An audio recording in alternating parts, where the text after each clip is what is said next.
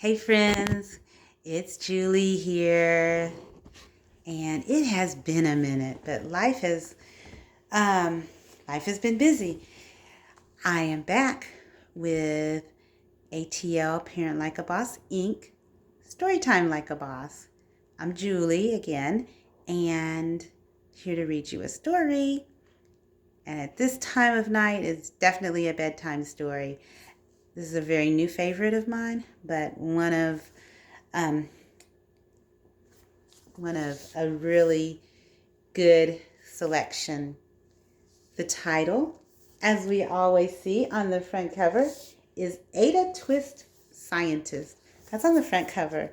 And the author is Andrea Beaty. And the illustrator makes the pictures, the author tells the story. The illustrator is David Roberts. So that's the front cover, tells us Ada Twist Scientist. And then the back cover tells us more about the book. There we go. That's the back cover. And it tells us always a little bit about the book. Or it gives us clues. You see these pictures? Clues about the story.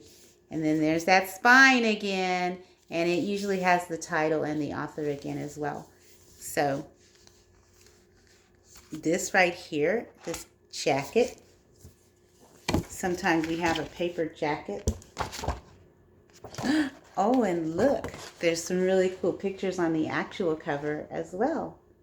There's the front cover. I think this is a scene from inside of the book. And then there's the back cover. I think you're going to agree that this is a really cool story. So let's just see what we have.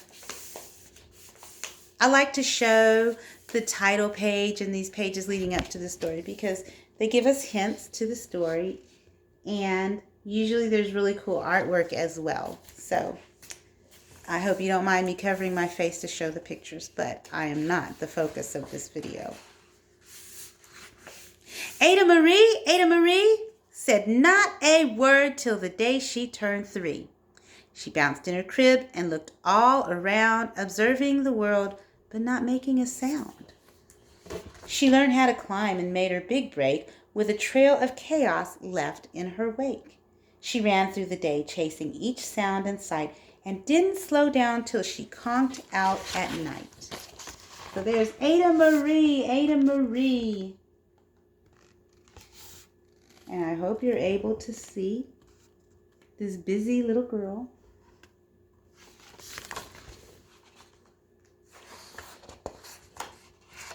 Her parents were frazzled, but tried not to freak as Ada grew bigger and still did not speak. Clearly, young Ada, with lots in her head, would have something to say when it ought to be said. So look at the parents there. They've got books and things. They're trying to get her to talk. But little Miss Ada Marie, she's busy exploring her world. But she's not talking. I had a child who waited to talk.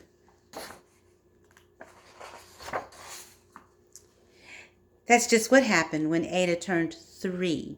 She tore through the house on a fact-finding spree and climbed up the clock just as high as she could. Oh my gosh.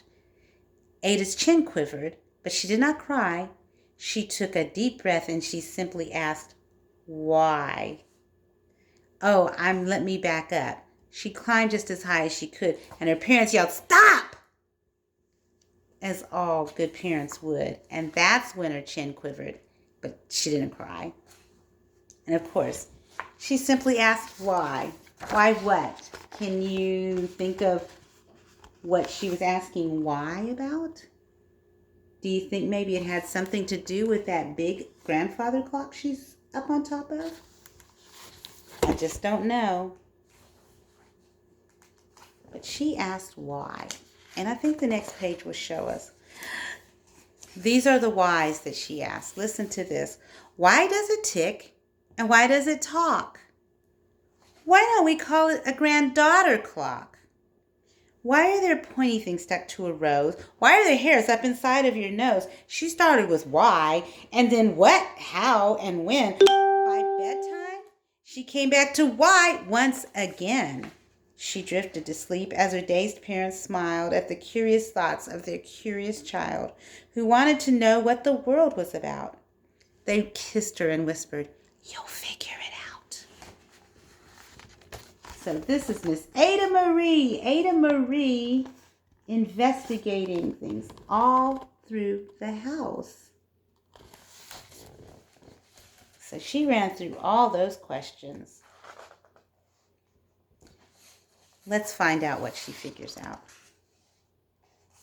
Her parents kept up with their high-flying kid, whose questions and chaos both grew as she did. So she's getting older now, and she is still checking out her world.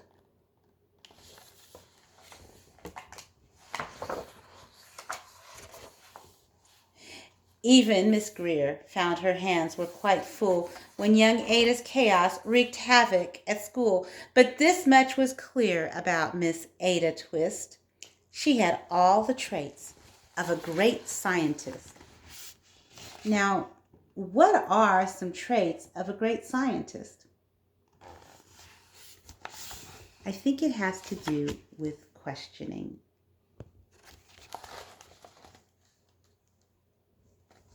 Yes, I think it has to do with questioning. And y'all, I just had to reach and turn off something on my screen. All the traits of a good scientist. And maybe when you have a chance, you can list some of those traits. Ada was busy that first day of spring, testing the sounds that make mockingbirds sing, when a horrible stench whacked her right in the nose. A pungent aroma that curled up her toes. Ew. Zowie, said Ada, which got her to thinking. What was the source of that terrible thinking? How does a nose know there's something to smell? And how does it stink if there's no nose to tell? She rattled off questions and tapped on her chin. She'd start at the start, where she ought to begin. A mystery, a riddle, a puzzle, a quest. This was the moment that Ada loved best. So we see all these thoughts and things to investigate. And there she is thinking.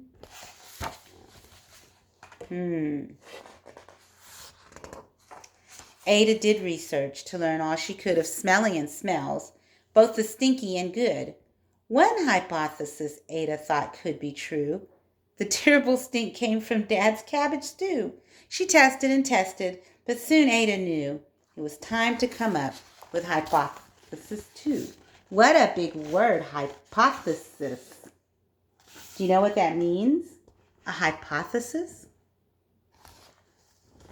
Like a theory, an idea, or a thought of what could be the answer to this question.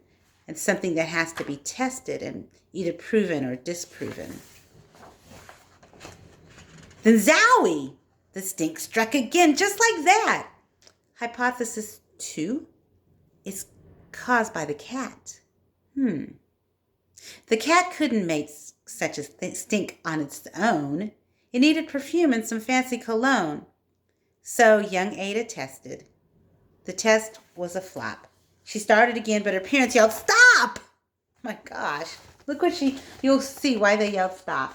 So there's her doing the experiment. And then what is she about to do with this cat? Can you see that? They yelled stop. What a curious child. Ada Marie. Ada Marie. What are they telling her?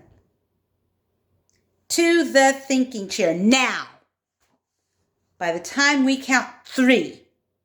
Enough, said her mother. That's it, said her dad. Her parents were frustrated, frazzled, and mad. Why? Ada questioned. Her mother said no. What? Ada queried. Her father said, go. You've ruined our supper. You've made the cat stink. Enough with your questions. Now sit there and think. Do you think that she's going to think? Let's see. She looked at her parents. Her heart turned to goo. Poor Ada Twist didn't know what to do. So there's her parents. They're like, go. We saw that picture already. Ada, she's going to go on to the thinking chair. Look. There she is in the thinking chair. What do you think she's going to do while she's there? Is she going to just think? Do you think Ada Twist can just think and be still? I don't know. She sat all alone by herself in the hall, and Ada, once more, could say nothing at all. And so Ada sat, and she sat, and she sat. And she thought about science and Stu and the cat, and how her experiments made such a big mess. Does it have to be so? Is that part of success? Are messes a problem? And while she was thinking, what was the source of that terrible stinking? Ada did what scientists do. She asked a small question, and then she asked two. And each of those led her to 3 questions more. And some of those questions resulted in 4. As Ada got thinking, she really dug in. She scribbled her questions and tapped on her chin. She started at why, and then what, how, and when. At the end of the hall, she reached why once again. At the end of the hall? What was she doing in the hallway on that wall? She's writing all of her scientific inquiry questions on the wall in the hall. It's not going to go over very well, and she's supposed to be in the thinking chair. Her parents calmed down and they came back to talk. They looked at the hallway and just had to gawk. No patch of bare paint could be seen on the wall. The thinking chair now was the great thinking wall. They watched their young daughter and sighed as they did. What would they do with this curious kid who wanted to know what the world was about? They smiled and they whispered, "We'll figure it out." Look at this wall. Look at this wall. All of her note-taking and questions and answers and thoughts. My goodness. And that's what they did, because that's what you do when your kid has a passion and a heart that is true. They remade their world. Now they're all in the act of helping young Ada sort fiction from fact. She asked lots of questions. How could she resist? It's all in the heart of a young scientist. So look, Mom and Dad and brother, they're also becoming scientists of sorts because they're studying how to help Ada.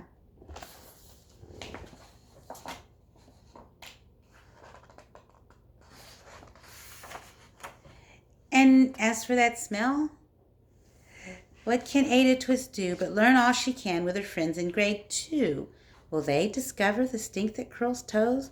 Well, that is the question. And someday, who knows? So it looks to me like a whole 2nd grade class full of questioning scientists in training. And maybe they will find out what causes that stinky smell. I certainly hope so before it gets to my house. So yes. Now let me just read a little bit of the note from the author while these 2nd graders are figuring this out. A note from the author. Women have been scientists for as long as there has been science. They've asked questions and looked for answers to the secrets of the universe, of soil and stars, stalactites and seahorses, glaciers and gravity, brains and black holes, of everything. Ada Marie Twist is named for 2 of the many women whose curiosity and passion led them to make great discoveries. Marie Curie discovered the elements polonium and radium, and her work led to the invention of X-rays. Ada Lovelace was a mathematician and the very first computer programmer. I didn't know that. So, obviously, this book was inspired by women scientists. And once again, there's our front cover, Ada Twist Scientist.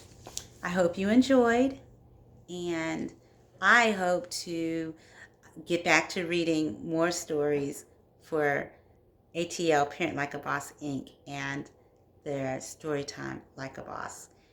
And I hope you've enjoyed. Again, I know I said that already. So I'm going to say good night because this is my nighttime bedtime story. And y'all be blessed.